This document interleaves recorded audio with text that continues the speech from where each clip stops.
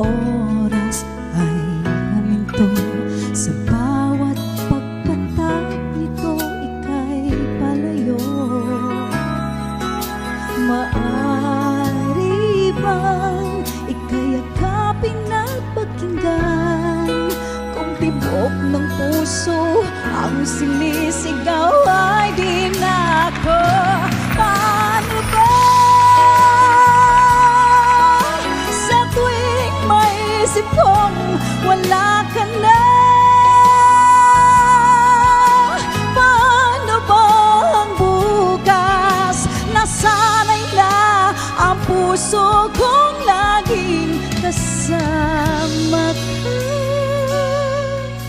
Kung ako'y iiwan, pwede bang bukas na lang? Sa pagpipit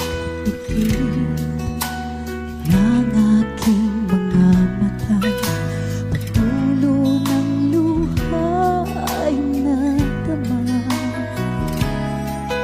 Sa iyong yakap, pag-ibig ay aking nadama, at ninanais sa pagising, ikaw ang kapiling. Paano ba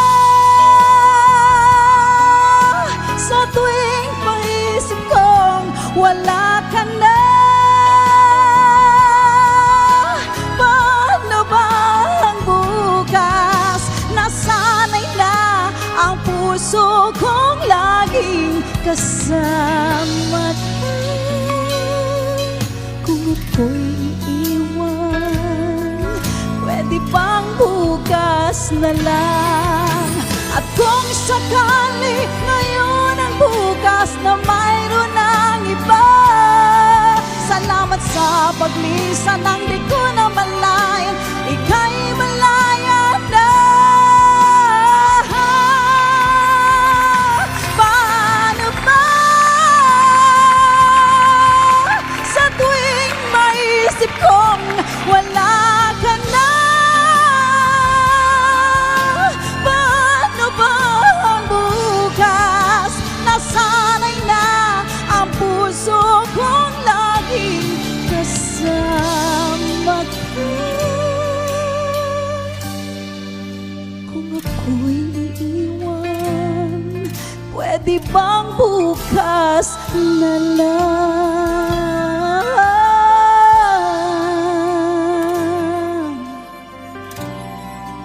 Kung ako'y iiwan, bukas na lang.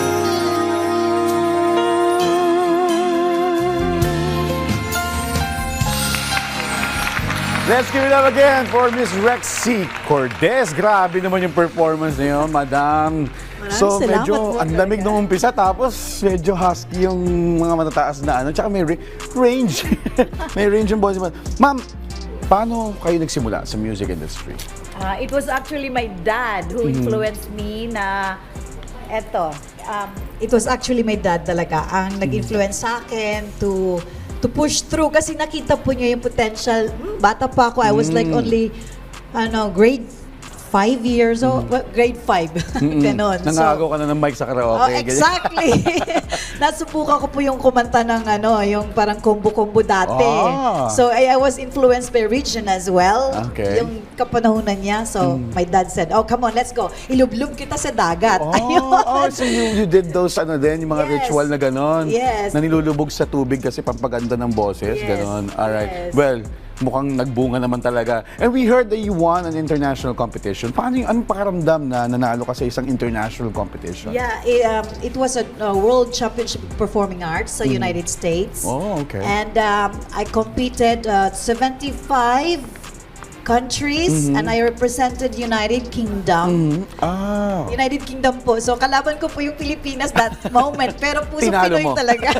Pero tinalo mo. So yes, it was a God's blessing. It was actually overwhelming, exciting, and a lot of pressure.